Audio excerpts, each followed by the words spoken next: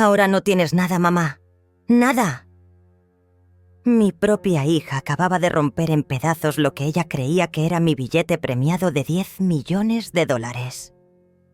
Raquel tenía los ojos inyectados de odio mientras pisoteaba los fragmentos de papel en el suelo de mi sala. Pero yo comencé a reír. Reí como no había reído en años, porque el billete verdadero estaba seguro en la caja fuerte del banco, y lo que acababa de destruir era solo una fotocopia. Esa risa mía la volvió loca. «¿De qué te ríes, vieja miserable?», me gritó. «Te quedaste sin nada por tacaña». Pero yo seguí riéndome, porque por primera vez en 70 años de vida había sido más lista que los parásitos que me rodeaban. Soy Isabelita, y esta es la historia de cómo mi propia sangre intentó destruirme por dinero que ni siquiera sabían cómo conseguir. Todo comenzó cuando gané esos 10 millones. Raquel siempre había sido mi debilidad, mi única hija, mi princesa mimada. Durante décadas le di todo lo que tenía y lo que no tenía también. Trabajé turnos dobles para pagarle la universidad, sus caprichos, sus vestidos rojos de marca, sus viajes a Europa. Cuando se casó con Javier, pensé que por fin tendría estabilidad. Qué ingenua fui. Javier resultó ser un apostador compulsivo, un vividor que veía y a mi familia como su caja personal de dinero, y Raquel se convirtió en su cómplice perfecta. Cada mes era la misma historia. Aparecían en mi puerta con una nueva emergencia, una nueva deuda, una nueva mentira. Y yo, como la tonta que era, siempre abría mi cartera, hasta que ya no quedaba nada que dar. Pero el destino tenía otros planes para mí. Un martes por la mañana, mientras tomaba mi café y revisaba el billete de lotería que compraba religiosamente cada semana, casi me desmayó. Los números coincidían perfectamente. $10 millones. Una fortuna que cambiaría mi vida para siempre. Mi primer instinto fue correr a contarle a Raquel. Pero algo me detuvo. Una vocecita en mi cabeza me advirtió que esperara, que fuera cuidadosa. Esa vocecita me salvó la vida. Inmediatamente fui al banco, deposité el billete en la caja fuerte más segura que tenían y pedí que me hicieran una fotocopia. Esa copia la guardé en casa, en un lugar visible, casi como si fuera una trampa. No tuve que esperar mucho para que la trampa funcionara. 3 días después de mi visita al banco, Raquel apareció en mi puerta. Pero esta vez no venía sola. Javier la acompañaba, y ambos tenían esa expresión desesperada que ya conocía tan bien. «Mamá, necesitamos tu ayuda», comenzó Raquel con esa voz melosa que usaba cuando quería manipularme. «Es urgente. Javier debe $50.000, y si no los paga esta semana, pueden hacerle daño». Miré a mi yerno. Tenía ojeras profundas, las manos le temblaban y evitaba mi mirada. Otro episodio de apuestas, otra pérdida catastrófica, otro drama que yo debía resolver con mi dinero. «No tengo $50.000», les dije con toda la calma que pude reunir. «Apenas me alcanza la pensión para vivir». La reacción de Raquel fue instantánea y feroz. «Siempre dices lo mismo, siempre tienes excusas». Sus ojos se llenaron de desprecio. «¿Sabes qué? Creo que eres una mentirosa. Creo que tienes dinero escondido y no quieres ayudar a tu propia familia». Esas palabras me dolieron más que cualquier golpe físico. Pero me mantuve firme. «No tengo ese dinero, Raquel». Entonces Javier habló por primera vez. Su voz era fría, calculadora. «Suegra, usted tiene esta casa, tiene sus ahorros. Podríamos vender algo, hacer un préstamo sobre la propiedad. Es cuestión de vida o muerte. Me quedé senelada. Estaban hablando de mi casa, del techo que había construido con décadas de trabajo. «Esta casa no se toca», les dije firmemente. «Es lo único que tengo». Raquel explotó. «¿Lo único que tienes? ¡Qué egoísta eres! Tu yerno puede terminar en el hospital y tú preocupándote por ladrillos». Se levantó del sofá como una furia. «¿Sabes qué, mamá? Creo que ya no te reconozco. La mujer que me crió jamás habría abandonado a su familia así». Esas palabras me partieron el corazón, pero algo más fuerte se estaba despertando en mí. Una voz que había callado durante años, una dignidad que había enterrado bajo montañas de sacrificios. «No los estoy abandonando», respondí, «pero tampoco voy a destruir mi vida por los errores de Javier». Mi yerno se puso de pie bruscamente, su rostro enrojecido de ira. «¿Errores? Estoy tratando de hacer negocios, de salir adelante. Pero claro, usted nunca va a entender lo que es arriesgar por el futuro». «Arriesgar», repetí con amargura. «¿Es así como llamas a apostar el dinero de mi hija en peleas de gallos?» El silencio que siguió fue ensordecedor. Raquel me miró con ojos desorbitados. «¿Cómo sabes eso?» «Porque tu vecina Olivia me contó todo», respondí. «Su marido David estaba allí la noche que Javier perdió el dinero del alquiler. ¿Creías que no me ibas a enterar?» Javier palideció, pero rápidamente recuperó su agresividad. «Esa vieja metiche no sabe nada, y usted tampoco tiene derecho a juzgarme». «Tengo derecho cuando es mi dinero el que estás perdiendo cada semana», le grité. Era la primera vez en años que alzaba la voz contra él. «Tengo derecho cuando mi hija viene a llorarme cada vez que tus apuestas salen mal». Raquel se interpuso entre nosotros, pero para defender a su marido, no a mí. «Mamá, basta. Javier está pasando por un momento difícil, pero va a salir adelante. Todos cometemos errores». «¿Errores?», exploté. «Raquel, lleva 3 años cometiendo el mismo error. Y tú lo permites, lo defiendes, me mientes para protegerlo». Mi hija me miró con una frialdad que jamás había visto antes. «No te miento. Trato de proteger mi matrimonio. Pero tú nunca lo has entendido, porque siempre has estado sola». Esas palabras fueron como dagas. «Estoy sola porque dediqué mi vida entera a criarte», susurré. «Estoy sola porque rechacé a hombres buenos por dedicarme a ti. Estoy sola porque creí que mi hija me amaría lo suficiente para no dejarme sola». Raquel rodó los ojos. «Ay, mamá, siempre el mismo drama. Nadie te pidió que fueras mártir». Ahí fue cuando algo murió dentro de mí. Algo que había mantenido vivo durante 70 años se apagó para siempre. La miré fijamente y dije: «Váyanse de mi casa». «¿Qué?» «Que se vayan. Ahora. Y no vuelvan hasta que aprendan a respetar a la mujer que les dio todo».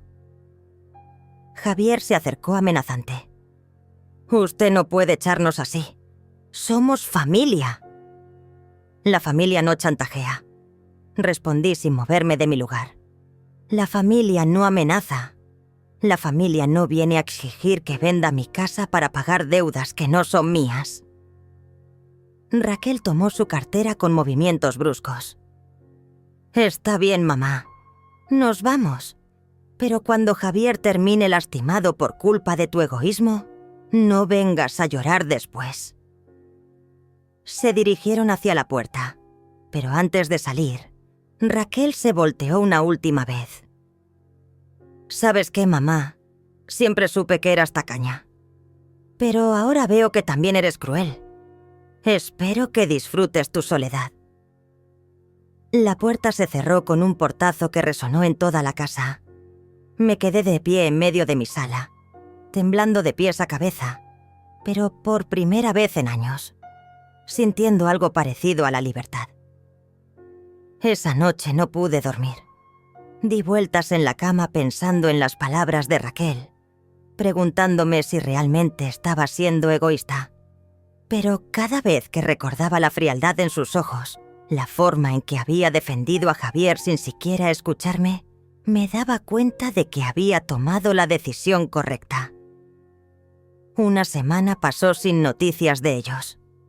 Una semana de paz extraña, de silencio que no sabía si era bendición o maldición.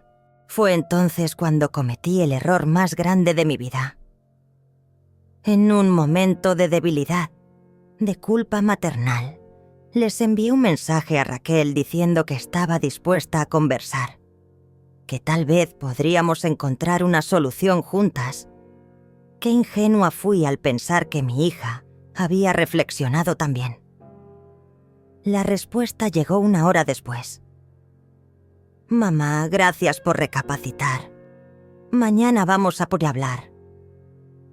Pero había algo en ese mensaje. Una frialdad calculada que debería haberme alertado. Al día siguiente, mientras estaba en el mercado, comprando verduras, mi teléfono sonó. Era mi vecina Olivia. Isabelita, vi a Raquel entrando a tu casa con una llave. Pensé que debías saberlo. Se me cayó la bolsa de las manos. Raquel había guardado la copia de la llave que le había dado años atrás para emergencias. Corrí a casa como pude, con el corazón latiendo tan fuerte que creí que me daría un infarto. Cuando llegué, encontré la puerta entreabierta. Entré y el espectáculo que vi me dejó sin aliento. Raquel estaba en mi habitación, revolviendo mi cómoda, sacando papeles, joyas, todo lo que pensaba que podía tener valor. Mis cajones estaban completamente desarreglados, mis documentos personales esparcidos por el suelo. ¿Qué haces en mi casa?, grité desde la puerta. Ella se volteó sin ninguna vergüenza, sin ningún remordimiento. Buscando lo que me corresponde por derecho, dijo con una tranquilidad que me aterrorizó. Durante años te he pedido ayuda por las buenas. Ahora voy a tomar lo que necesito. Esto es robo. Eres mi hija, pero esto es robo. Raquel se echó a reír. ¿Robo? ¿Robarle a mi propia madre? Mamá, por favor. Después de todo lo que me has negado, después de toda tu tacañería, tengo derecho a tomar lo que necesito para salvar mi matrimonio. La miré fijamente, tratando de encontrar en ese rostro un rastro de la niña que había criado. Pero no había nada. Solo codicia, solo resentimiento, solo una extraña que compartía mi sangre pero no mi corazón. Raquel, si no sales de mi casa ahora mismo, voy a llamar a la policía. Llámala, me desafió. Explícale a los oficiales por qué una madre se niega a ayudar a su hija desesperada. Fue entonces cuando sus ojos se posaron en algo que estaba sobre mi mesa de noche. La fotocopia del billete de lotería. Lo había dejado allí esa mañana después de mirarlo por centésima vez, preguntándome qué haría con esa fortuna. Su expresión cambió por completo. La codicia se intensificó de una manera que jamás había visto. ¿Qué es esto, mamá? Traté de mantener la calma, pero mi voz me traicionó. No es nada importante. Raquel tomó el papel con manos temblorosas y sacó su teléfono. En segundos estaba verificando los números en internet.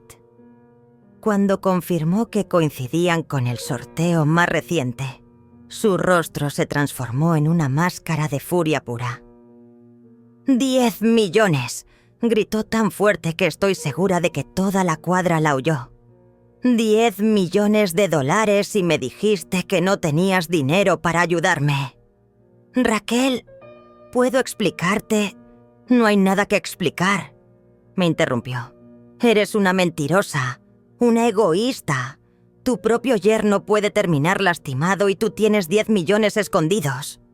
Se acercó a mí con el papel en la mano, sus ojos brillando con una locura que me dio miedo.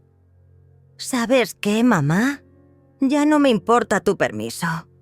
Con este billete puedo salvar mi matrimonio, puedo pagar las deudas de Javier, puedo tener la vida que merezco. Ese billete es mío, le dije tratando de mantener la dignidad.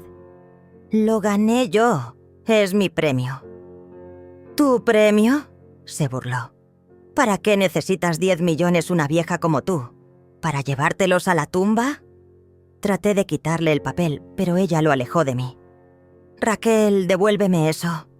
Es mío. Ya no, gritó. Considéralo mi herencia adelantada. Fue entonces cuando hice algo que jamás pensé que haría. Tomé mi teléfono y marqué el número de la policía. Quiero reportar un robo en progreso, dije claramente. Raquel palideció.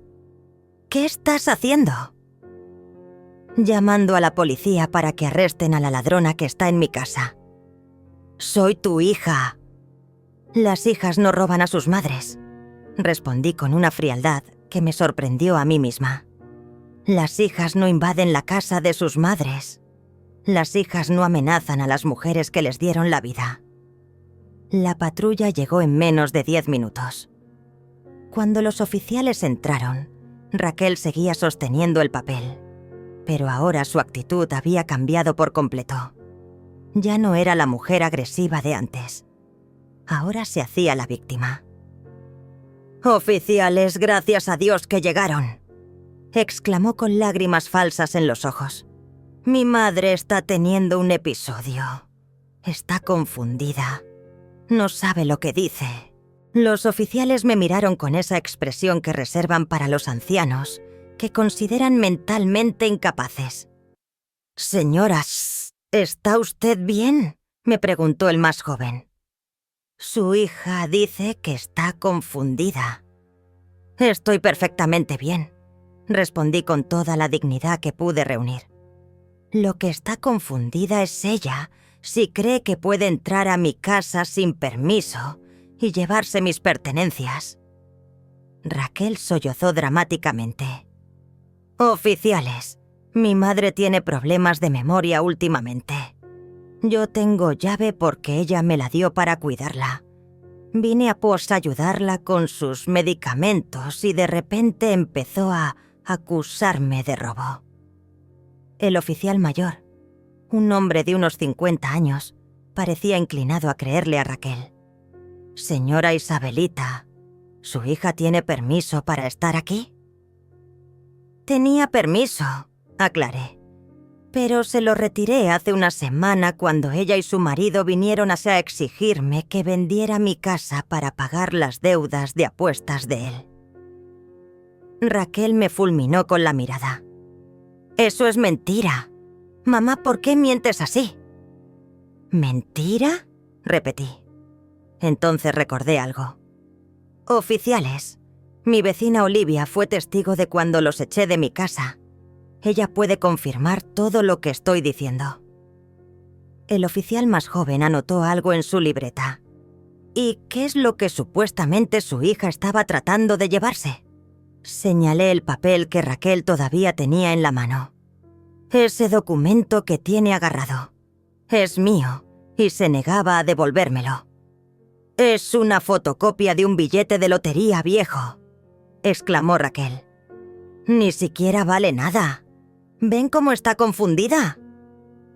Pero el oficial mayor se acercó y extendió la mano.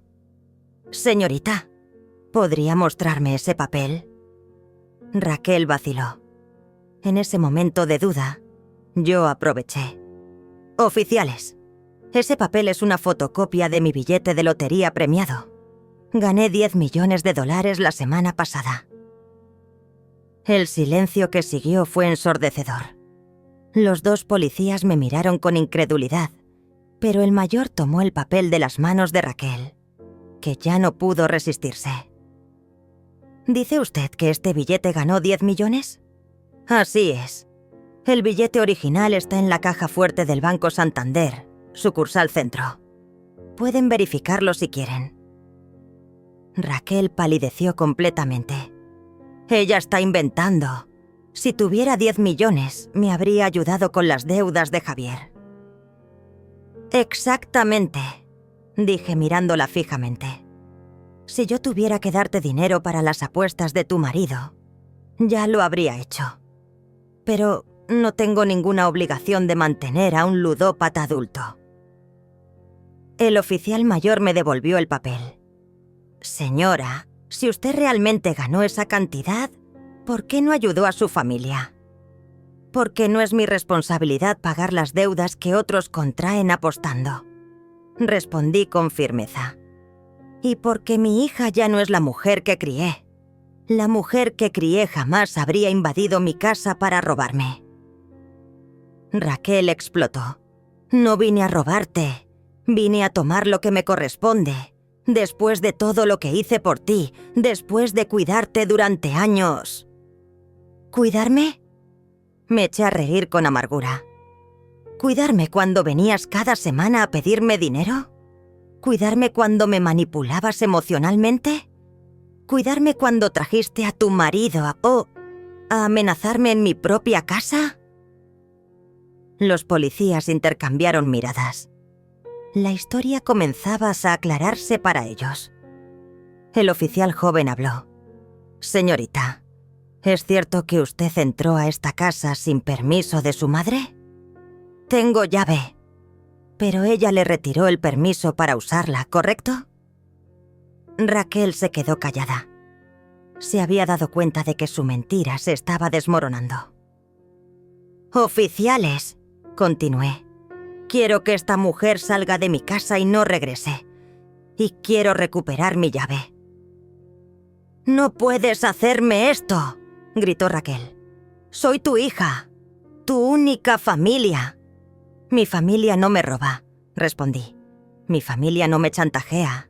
Mi familia no me amenaza». El oficial mayor se dirigió a Raquel. «Señorita, necesitamos que entregue la llave y se retire de la propiedad. Si regresa sin permiso, estaremos hablando de allanamiento de morada». Raquel me miró con un odio tan puro que me dio escalofríos. «Está bien, mamá. Me voy. Pero esto no se queda así». Buscó en su cartera y sacó la llave, arrojándola al suelo con fuerza. «Espero que disfrutes tu dinero sola, porque a partir de hoy estás completamente sola». «Prefiero estar sola que mal acompañada», le respondí. Cuando Raquel llegó a la puerta, se volteó una última vez. Sus ojos brillaban con lágrimas de rabia. «¿Sabes qué, mamá? Me das asco. Toda mi vida creí que eras una buena mujer, pero ahora veo que eres un monstruo egoísta». Los policías se retiraron después de tomar mi declaración y recomendarme que cambiara las cerraduras. Me quedé sola en mi casa, pero por primera vez en semanas, esa soledad no se sentía como abandono. Se sentía como libertad. Esa noche no pude dormir. No por tristeza, sino por una energía extraña que recorría mi cuerpo. Era como si hubiera despertado de un sueño de décadas. Durante 70 años había vivido para otros, había sacrificado mis deseos por los caprichos de mi hija, había silenciado mi voz para mantener la paz familiar. Pero ya no más. Al día siguiente fui al banco temprano. El gerente, un hombre llamado Héctor, me recibió con la sonrisa cordial que reservan para los clientes millonarios. «Señora Isabelita, ¿en qué podemos ayudarla hoy?» «Quiero cobrar mi premio», le dije sin rodeos. «Y quiero información sobre cómo invertir esa cantidad para que genere intereses mensuales». Héctor parpadeó sorprendido. Probablemente esperaba que una mujer de mi edad pidiera ayuda para manejar tanto dinero, que trajera a algún familiar para que me aconsejara. Pero yo había tomado una decisión. Este dinero era mío, y las decisiones también. Por supuesto, señora. ¿Ha considerado algún tipo de inversión en particular? Quiero algo seguro, que me dé ingresos mensuales estables. No necesito arriesgar. Ya tengo lo que necesito. Mientras Héctor me explicaba las opciones, mi teléfono comenzó a vibrar insistentemente. Raquel. La había bloqueado de mis contactos, pero seguía llamando desde números desconocidos. Apagué el teléfono. ¿Todo bien, señora?, preguntó Héctor notando mi expresión. Perfectamente bien, respondí. Continúe, por favor. Salí del banco 3 horas después con mi futuro asegurado. Los 10 millones estaban distribuidos en inversiones que me darían un ingreso mensual de casi $100.000. Era más dinero del que había visto en toda mi vida. Y finalmente, era solo mío. Mi siguiente parada fue una inmobiliaria elegante del centro de la ciudad.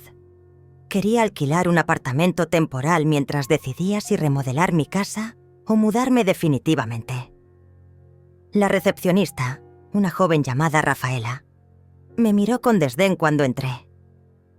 ¿En qué podemos ayudarla?, preguntó con esa cortesía falsa que usan con los clientes que consideran poco prometedores. Quiero alquilar un apartamento amueblado, de 2 habitaciones, en la zona noble de la ciudad, por 3 meses inicialmente. Rafaela intercambió una mirada con su compañera. Señora, los apartamentos en esa zona son bastante costosos. Estamos hablando de al menos $8.000 mensuales. Saqué mi teléfono y le mostré el saldo de mi cuenta bancaria. Su expresión cambió radicalmente. Oh, disculpe, señora. Permítame mostrarle nuestras mejores opciones. 1 hora después había alquilado un hermoso apartamento con vista al mar, completamente amueblado, en el edificio más exclusivo de la ciudad. El primer mes pagado por adelantado. Sin fiador, sin complicaciones.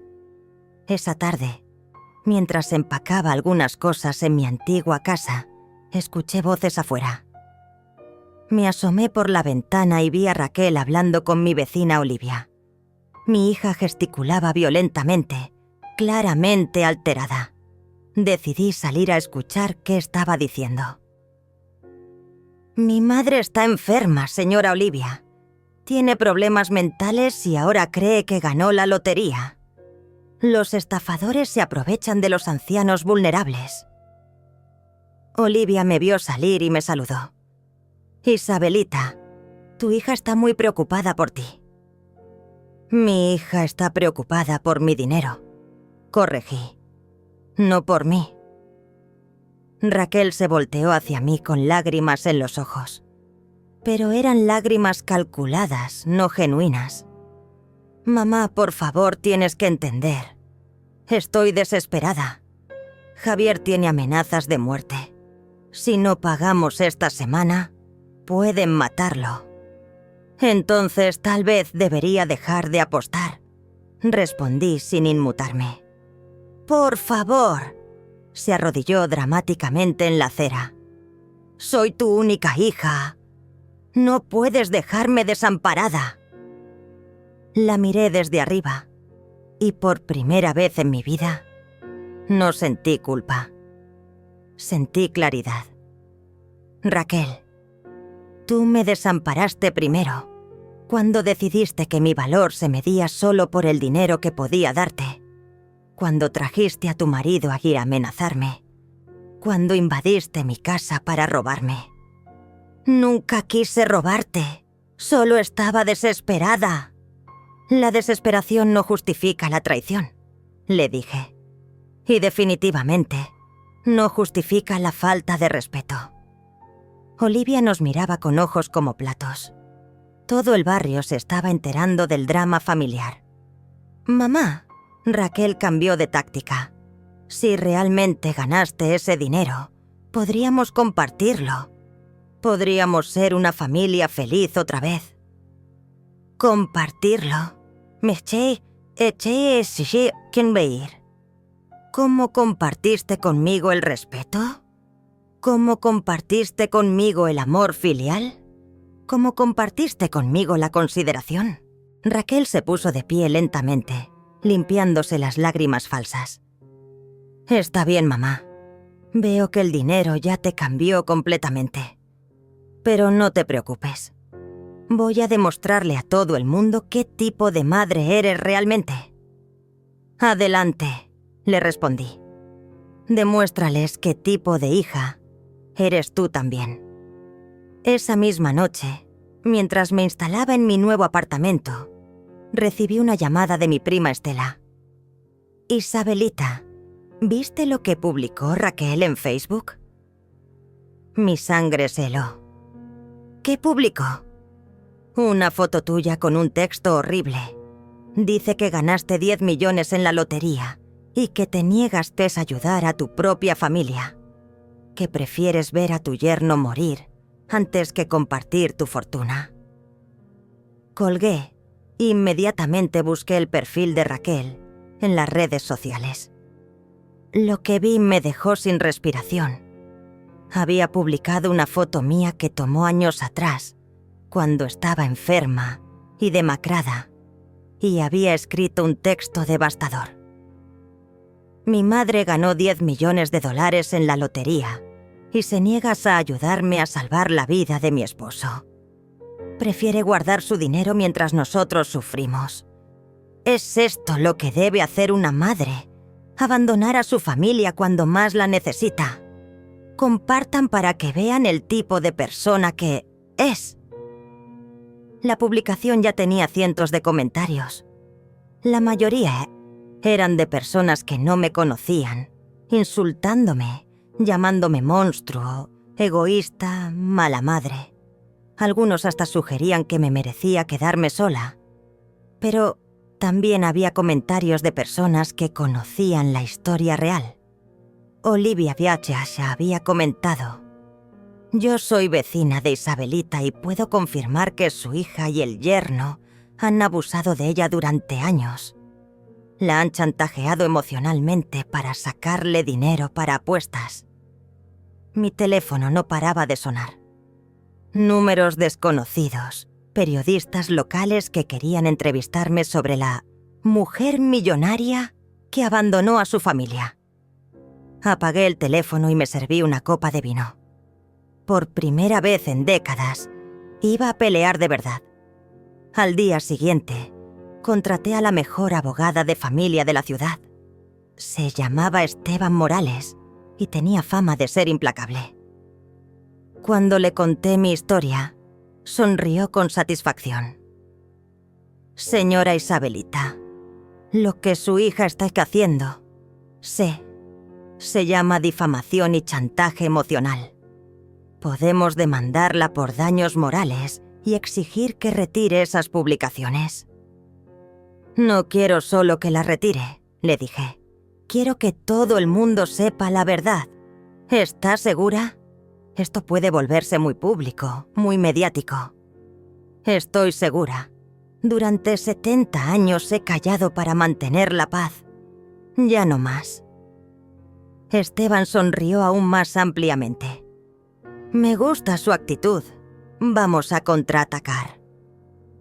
Esa misma tarde, Esteban publicó un comunicado legal en su página profesional, con mi autorización. El texto era devastador y preciso. En representación de la señora Isabelita Morales, informamos que se han iniciado acciones legales contra quienes han difundido información falsa sobre nuestra cliente. La señora Morales es víctima de chantaje familiar y extorsión emocional por parte de familiares que han abusado de su generosidad durante años para financiar actividades de apuestas y ludopatía. El comunicado incluía evidencias, grabaciones de audio que yo había hecho secretamente durante las últimas visitas de Raquel y Javier, donde claramente se escuchaban las amenazas y chantajes. Fotografías de mi casa después de que Raquel la saqueara. Testimonios de vecinos. Pero lo más devastador era un detalle que Esteban había investigado. Javier no tenía amenazas de muerte dólares. Todo era una mentira para conseguir dinero. Los supuestos acreedores peligrosos eran en realidad cómplices suyos en un esquema para presionarme. La respuesta en redes sociales fue inmediata. La publicación de Raquel comenzó a llenarse de comentarios muy diferentes. ¿Viste que era todo mentira? La hija es la mala de la historia. Pobre señora, la estaban estafando. Pero Raquel no se iba a rendir tan fácilmente. 2 días después apareció en un programa de televisión local. Había conseguido que la entrevistaran como la hija abandonada por la madre millonaria. Durante 20 minutos lloró frente a las cámaras, contando una versión completamente distorsionada de los hechos. Según ella, yo era una madre abusiva que la había maltratado durante años. Javier era un santo que había tratado de protegerla de mí. Las deudas eran para tratamientos médicos, no para apuestas. Y yo había ganado el dinero usando números que supuestamente ella me había dado años atrás. La entrevista se volvió viral. Madre Millonaria comenzó a ser tendencia en las redes sociales. La opinión pública se dividió entre quienes me apoyaban y quienes creían la versión de Raquel. Fue entonces cuando decidí hacer algo que jamás pensé que haría en mi vida. Llamé al mismo programa de televisión y les dije que quería responder en vivo. «Señoras, ¿está segura?», me preguntó el productor. Su hija fue muy convincente. Esto puede ser complicado para usted. Estoy más que segura, respondí. Y traigo pruebas. La noche de la entrevista llegué al estudio de televisión acompañada de Esteban y con una carpeta. Evidencias. El conductor del programa, un hombre llamado Raúl Vázquez, me recibió con esa sonrisa profesional que usan los periodistas cuando huelen un escándalo jugoso. Señora Isabelita, gracias por aceptar nuestra invitación. Como usted sabe, su hija estuvo aquí hace 2 días contando su versión de los hechos. ¿Qué tiene que decirnos al respecto? Respiré profundo y miré directamente a la cámara. Tengo que decir que mi hija es una mentirosa muy convincente. Pero las mentiras no pueden sostenerse cuando tienes las pruebas. Raúl se inclinó hacia adelante, claramente interesado.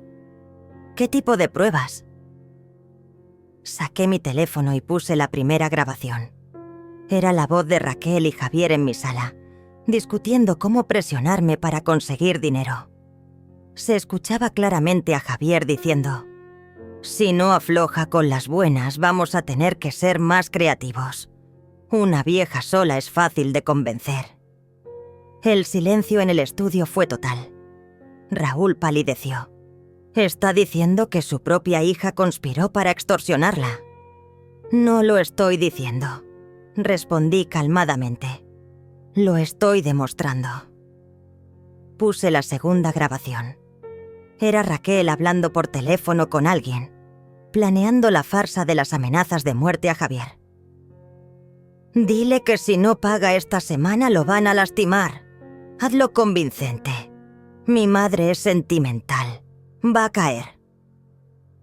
El conductor se quedó sin palabras por unos segundos. Cuando recuperó la compostura, su tono había cambiado completamente. «Señora Isabelita, estas grabaciones son muy reveladoras. ¿Por qué decidió grabar a su propia familia? Porque después de décadas de manipulación, finalmente entendí que necesitaba protegerme. Una mujer de mi edad, sola, es vulnerable a este tipo de abusos familiares. ¿Cómo responde a las acusaciones de su hija de que usted fue una madre abusiva?» Sonreí con tristeza. Trabajé doble turno durante 20 años para pagarle la universidad. Vendí las joyas de mi madre para costear su boda. Hipotequé mi casa 2 veces para ayudarla cuando tuvo problemas económicos. Si eso es abuso, entonces soy culpable. Mostré las fotos del estado de mi casa después de que Raquel la saqueara. Las imágenes hablaban por sí solas. Cajones revueltos, documentos esparcidos, una casa completamente destruida por la búsqueda desesperada de dinero. Esto fue lo que encontré cuando regresé del mercado. Mi propia hija había entrado con llave y había revuelto toda mi casa, buscando dinero o cosas de valor. Raúl examinó las fotos con expresión grave. ¿Y qué hay de la afirmación de que los números ganadores de la lotería fueron sugeridos por ella? Me eché a reír. Los números que jugué son la fecha de nacimiento de mi madre, que murió hace 30 años. Raquel ni siquiera conocía a su abuela. Era bebé cuando ella falleció. El golpe de gracia vino cuando Esteban presentó los documentos que había conseguido sobre Javier. Reportes policiales de arrestos por apuestas ilegales, deudas documentadas con casas de juego, incluso un video de seguridad donde se le veía apostando el mismo día que supuestamente había recibido amenazas de muerte. Como pueden ver, dije mirando directamente a la cámara, mi yerno no es la víctima que pretende ser. Es un ludópata que ha usado a mi hija para chantajearme durante años. El programa se extendió más allá del tiempo programado. Los teléfonos del estudio no paraban de sonar de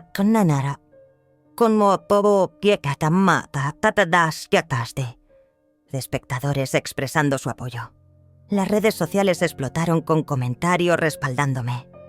Pero lo más satisfactorio llegó al final de la entrevista, cuando Raúl me preguntó: «Señora Isabelita, después de todo lo que ha pasado, ¿se arrepiente de haber ganado esa lotería?»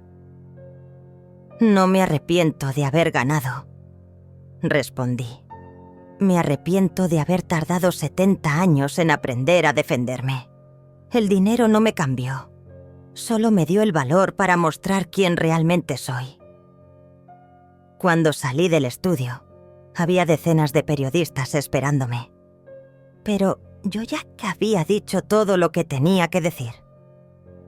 Esteban manejó las preguntas adicionales, mientras yo me subía al taxi que me llevaría de vuelta a mi nuevo apartamento.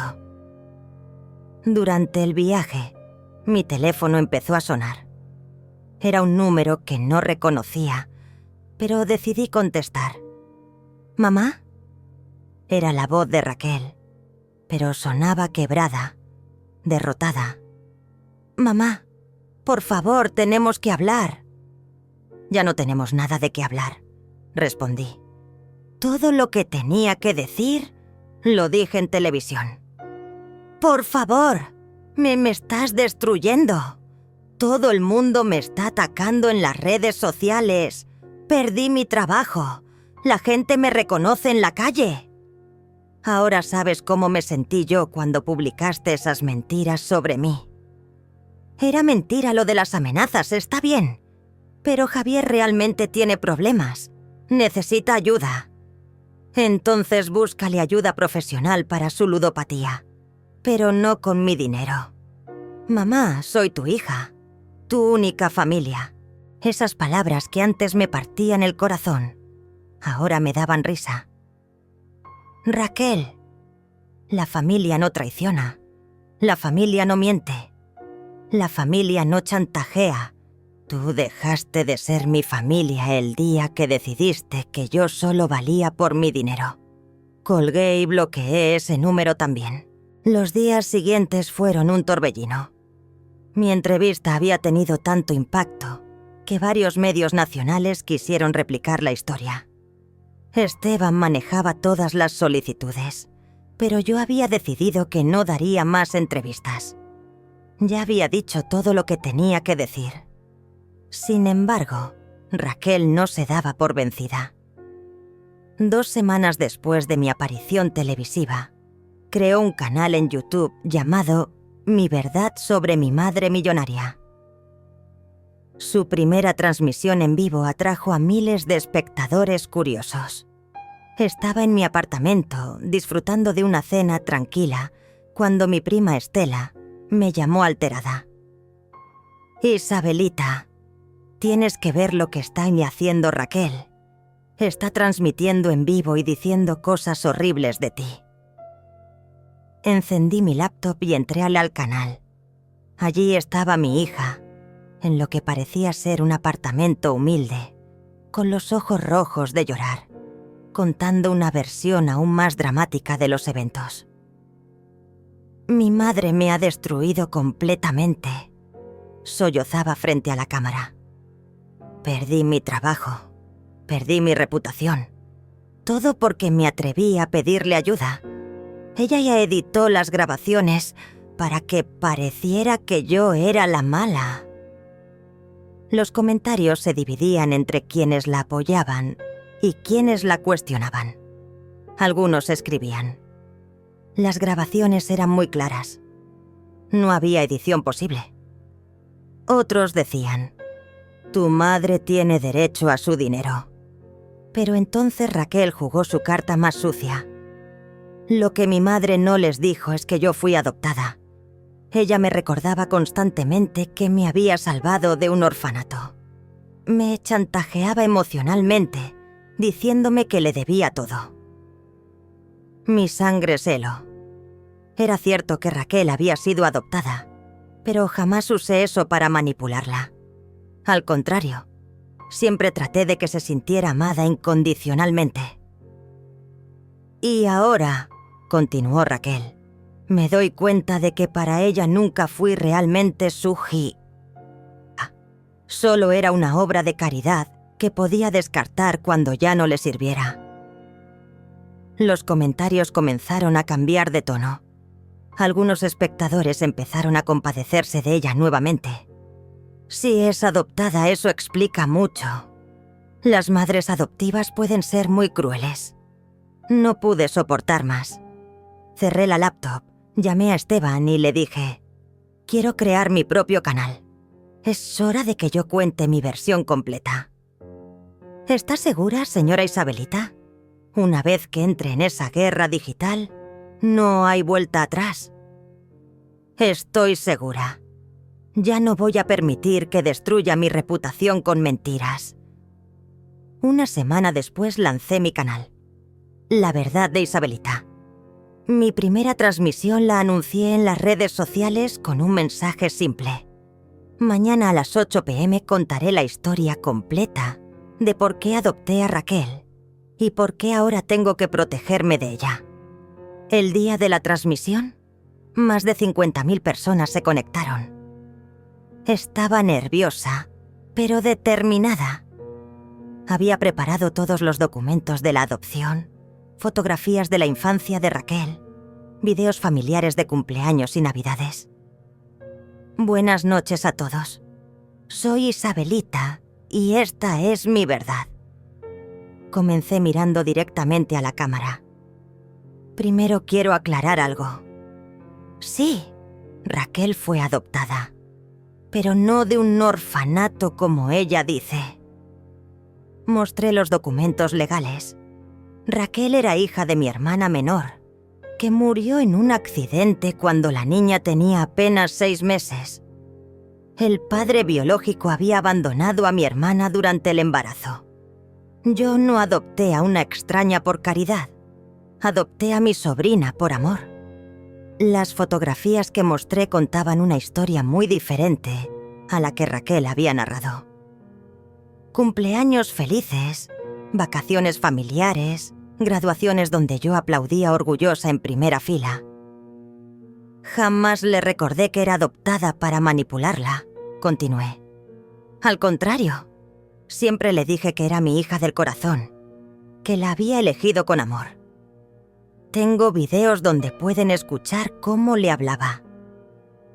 Reproduje varios clips de videos familiares donde mi voz se escuchaba diciéndole: «Mi princesa hermosa, mami te ama más que a nada en el mundo. Eres lo mejor que me ha pasado en la vida. Los comentarios empezaron a cambiar dramáticamente. Se nota que la amaba mucho. ¿Qué diferencia con lo que ella contó? La hija es una mentirosa. Entonces llegó el momento más difícil. Pero hay algo más que necesitan saber. Algo que Raquel omitió en su versión. Mostré los reportes médicos que había guardado durante años. Cuando Raquel tenía 16 años, comenzó a tener problemas de conducta. Robaba dinero de mi cartera, mentía constantemente, manipulaba situaciones para conseguir lo que quería. Los psicólogos me dijeron que tenía trastorno de personalidad antisocial. Los documentos eran devastadores. Evaluaciones psiquiátricas que describían a una adolescente manipuladora, sin empatía real, capaz de fingir emociones para conseguir sus objetivos. Durante años traté de ayudarla con terapia, con amor, con paciencia. Pero los profesionales me advirtieron que personas con este trastorno pueden ser peligrosas para sus propias familias, especialmente cuando hay dinero de por medio. El silencio virtual era ensordecedor. Incluso los comentarios se habían reducido mientras los espectadores procesaban la información. Por eso, cuando gané la lotería, supe que tenía que ser muy cuidadosa. No era tacañería, era supervivencia. Terminé la transmisión con una reflexión que había estado preparando durante días. No estoy aquí para destruir a Raquel. Estoy aquí para protegerme y para que otras personas mayores sepan que tienen derecho a defenderse del abuso familiar, sin importar quién sea el abusador. La transmisión se volvió viral en horas. Los clips se compartieron en todas las redes sociales. El hashtag Justicia para Isabelita se volvió tendencia mundial. Pero lo más importante para mí no fueron los números ni la atención mediática. Fue el mensaje que recibí esa misma noche de una mujer llamada Carmen. Señora Isabelita, gracias por darme valor. Mi hijo me estaba chantajeando igual que su hija usted. Mañana voy a tomar medidas legales. 6 meses después de mi transmisión viral, mi vida había cambiado completamente. Mi canal de YouTube tenía más de 1 millón de suscriptores y se había convertido en una plataforma donde personas mayores contaban sus historias de abuso familiar. Cada semana recibía cientos de mensajes de agradecimiento de hombres y mujeres que habían encontrado el valor para defenderse de familiares manipuladores. Pero la verdadera justicia llegó cuando menos lo esperaba. Esteban me llamó una mañana con noticias que me dejaron sin aliento. Señora Isabelita, tengo información importante sobre Javier y Raquel. Han sido arrestados. ¿Arrestados? ¿Por qué? Por estafa. Resulta que el esquema que usaron con usted lo habían estado usando con otros ancianos del barrio. La policía encontró evidencia de que habían estafado aquí al menos 12 personas mayores, con historias similares de amenazas falsas y deudas inventadas. Me senté lentamente en mi sillón. ¿12 personas más? Sí. Una de las víctimas vio su transmisión y se animó a denunciar. Eso abrió la investigación que destapó toda la red. Javier era el cerebro de la operación, pero Raquel era su cómplice principal. Usaba su apariencia de hija desesperada para ganar la confianza de las víctimas. Las lágrimas comenzaron a rodar por mis mejillas, pero no eran lágrimas de tristeza. Eran lágrimas de alivio. Durante meses me había preguntado si habría sido demasiado dura con mi hija. Ahora sabía que mi instinto había estado correcto desde el principio. ¿Cuánto tiempo van a estar en prisión? Javier puede enfrentar hasta 15 años por estafa agravada y asociación delictuosa. Raquel, como cómplice, Está enfrentando entre 5 y 8 años. Esa tarde decidí hacer una transmisión especial para informar a mis seguidores sobre los arrestos. La audiencia fue masiva. Más de 200.000 personas conectadas en vivo. Mis queridos amigos, comencé. Hoy recibí noticias que confirman algo que mi corazón ya sabía. Mi hija y su esposo no eran víctimas desesperadas. Eran estafadores profesionales que usaron mi amor maternal como arma para robarme. Les conté sobre las otras víctimas, sobre el esquema sistemático que habían desarrollado, sobre cómo habían perfeccionado la manipulación emocional hasta convertirla en un negocio. Pero quiero que sepan algo importante, continué. No me arrepiento de haberlos expuesto. No me arrepiento de haberme defendido. Y espero que mi historia les dé valor a ustedes para hacer lo mismo. Los comentarios fueron abrumadoramente positivos. Personas de todo el mundo compartían sus propias historias de abuso familiar, de chantajes emocionales, de familiares que los habían usado y manipulado durante años. 3 días después, recibí una visita inesperada. Era una mujer mayor, elegantemente vestida, que me esperaba en la recepción de mi edificio. Señora Isabelita, soy Elena Vázquez. ¿Podríamos hablar en privado? La reconocí inmediatamente. Era la madre de uno de los ancianos que habían sido estafados por Raquel y Javier. Su hijo había perdido los ahorros de toda su vida creyendo que estaba ayudando a una joven madre desesperada. Señora Elena, por favor, suba. ¿Cómo está su hijo? Mejor. Gracias a usted.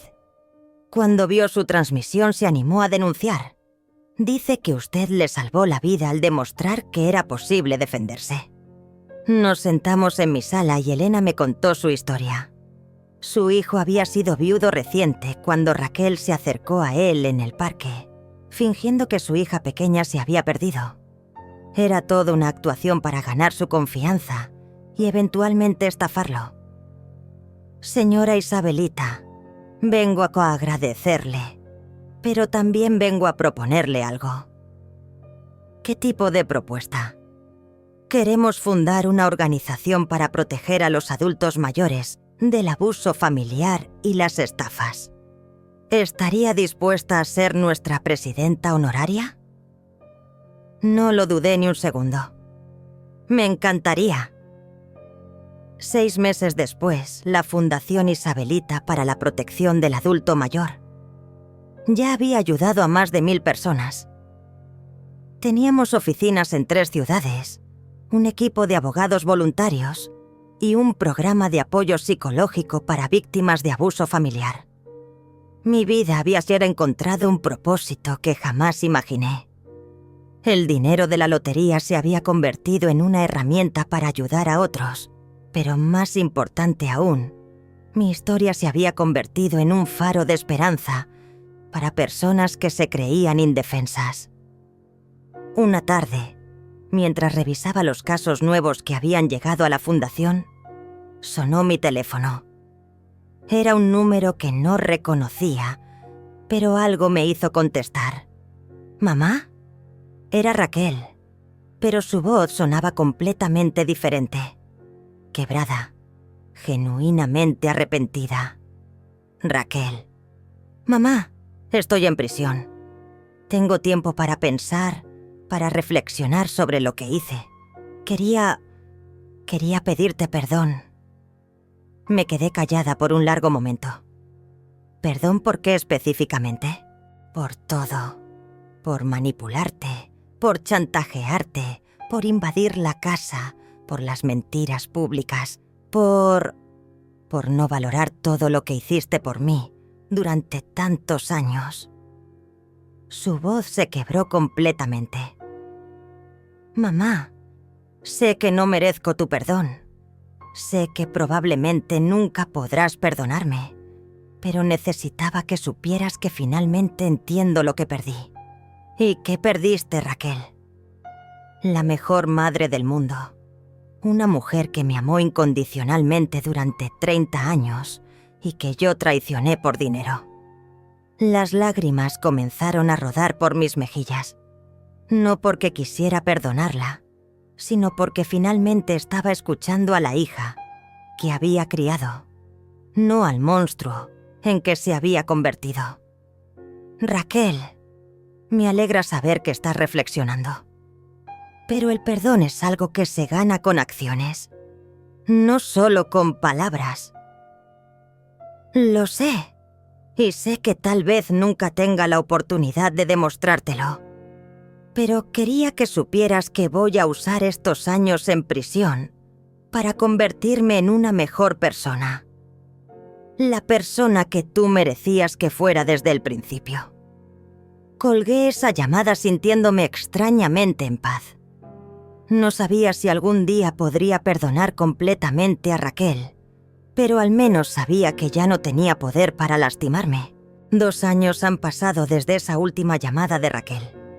Hoy, sentada en el balcón de mi nueva casa frente al mar, reflexiono sobre el viaje extraordinario que ha sido mi vida desde que gané esos $10 millones. La casa que compré es modesta pero perfecta para mí. 3 habitaciones, una para dormir, otra convertida en oficina para la fundación, y la tercera siempre lista para las visitas de las personas que ahora considero mi verdadera familia. Porque he aprendido que la familia no siempre está definida por la sangre, sino por el amor genuino y el respeto mutuo. Mi rutina diaria es más plena de lo que jamás imaginé posible a los 72 años.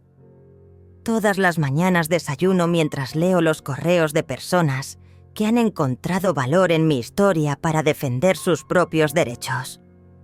Personas como Carmen, que ahora dirige nuestra oficina regional, después de haberse liberado del chantaje emocional de su hijo adicto. O como don Roberto, un hombre de 80 años que recuperó su casa después de que sus nietos trataran de estafársela.